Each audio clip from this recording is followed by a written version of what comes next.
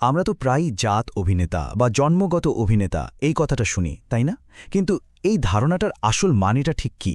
আজকে আমরা বাংলাদেশের অন্যতম সেরা অভিনেতা মোশাররফ করিমকে নিয়ে এই ধারণাটাকেই ব্যবচ্ছেদ করব। বোঝার চেষ্টা করব যে এই যে সহজাত প্রতিভা বলি, এর পেছনের শিল্পটা আসলে কি। আচ্ছা, তাহলে একদম মূল প্রশ্নটা দিয়ে শুরু করা যাক। একজন ভালো অভিনেতা আর একজন জাত অভিনেতার মধ্যে আসল ফারাকটা ঠিক কোথায়? এমন কি বিশেষ গুণ আছে যা একজনকে আর 10 জন থেকে আলাদা করে ফেলে? চলুন বিষয়টার আরও গভীরে যাওয়া যাক। তো প্রথমেই জাত অভিনেতা শব্দটা নিয়েই একটু কথা বলা যাক।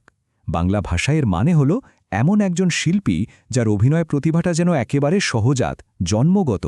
পর্দায় তাদের কাজ দেখলে মনে হয়, আরে এটা তো কোনো অভিনয়ই না, যেন আমাদের চারপাশের বাস্তব জীবন, সবকিছুতেই একটা অনায়াস ভঙ্গি।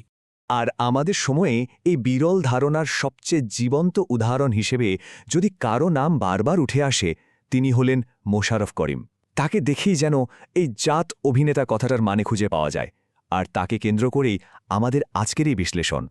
আচ্ছা, এই যে আমরা তার প্রতিভা নিয়ে কথা বলছি, এটাকে আরও ভালোভাবে বুঝতে হলে একটা নির্দিষ্ট উদাহরণ দরকার।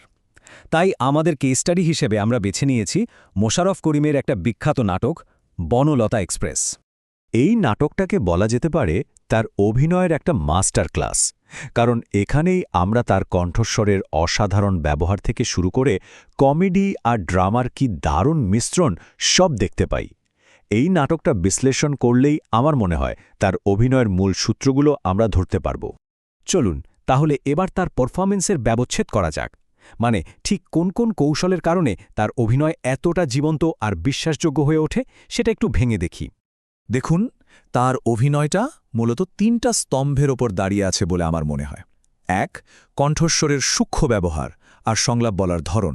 ২. তার শারীরিক অঙ্গভঙ্গি আর নিখুঁত কমিক টাইমিং। আর ৩. কাঁচা আবেগ প্রকাশের সেই অবিশ্বাস্য ক্ষমতা। প্রথমে আসি তার কণ্ঠের ব্যবহারে। দেখুন, একটা স্ক্রিপ্টে তো কেবল কিছু শব্দ লেখা থাকে, তাই না? কিন্তু মোশাররফ করিম সেই শব্দগুলোকে জীবন দেন।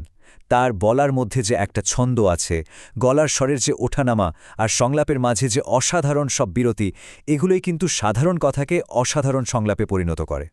একটা কথা বলা হয় যে তিনি নাকি একটা দীর্ঘশ্বাস বা এক মুহূর্তের নীরবতা দিয়েই একটা গোটা গল্প বলে দিতে পারেন। তার অভিনয়ের আসল শক্তিটা কিন্তু এখানেই। যা বলা হচ্ছে তার চেয়েও অনেক বেশি কিছু তিনি তার অভিব্যক্তি দিয়ে প্রকাশ করে ফেলেন।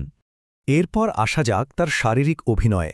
তার পদ্ধতিটা কিন্তু বেশ ইন্টারেস্টিং, আর বনলতা এক্সপ্রেসে এর দারুণ একটা উদাহরণ আছে। তিনি প্রথমে আমাদের চারপাশের মানুষের খুব সাধারণ ছোটখাটো অভ্যাসগুলোকে পর্যবেক্ষণ করেন, এরপর সেটাকে খুব সাবধানে চরিত্রের শরীরী ভাষায় মিশিয়ে দেন, আর শেষে কমেডির জন্য সেটাকে হয়তো একটু বাড়িয়ে দেখান অথবা সিরিয়াস অভিনয়ের জন্য চরিত্রের গভীরে নিয়ে যান। আর এই জিনিসটাই তাকে অন্যদের থেকে আলাদা করে। মানে একই দৃশ্যের মধ্যে যেভাবে তিনি নিখুঁতভাবে কমেডি থেকে গভীর ড্রামায় চলে যেতে পারেন, এটা তার অভিনয়ের একটা সিগনেচার স্টাইল।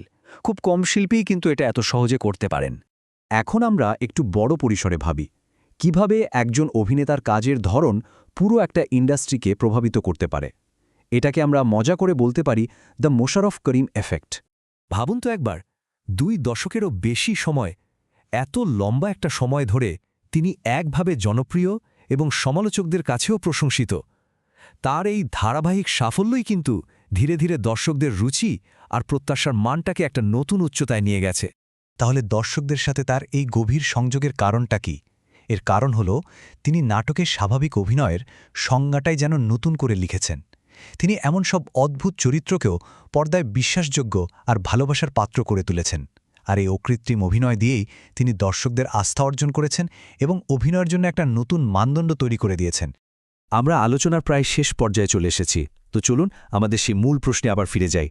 তারই যে অসাধারণ দক্ষতা, এটা কি শুধুই প্রতিভা, নাকি এর পেছনে লুকিয়ে আছে গভীর পর্যবেক্ষণ শক্তি?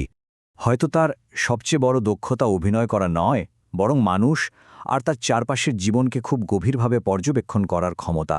আর সেই পর্যবেক্ষণকেই তিনি তার অভিনয়ের মাধ্যমে পর্দায় জীবন্ত করে তোলেন। তার মানে তার অভিনয় আসলে জীবনকে খুব কাছ থেকে দেখারই একটা শৈল্পিক রূপ। তাহলে শেষ প্রশ্নটা এখানে এসে থামে, একজন জাত অভিনেতা কি সত্যিই প্রতিভা নিয়ে জন্মান, নাকি তিনি আসলে জীবন নামের এই পাঠশালার সবচেয়ে মনোযোগী এবং দক্ষ ছাত্র, যিনি তার চারপাশ থেকে প্রতিনিয়ত শিখে চলেছেন? এই ভাবনাটাই আপনাদের জন্য রেখে গেলাম।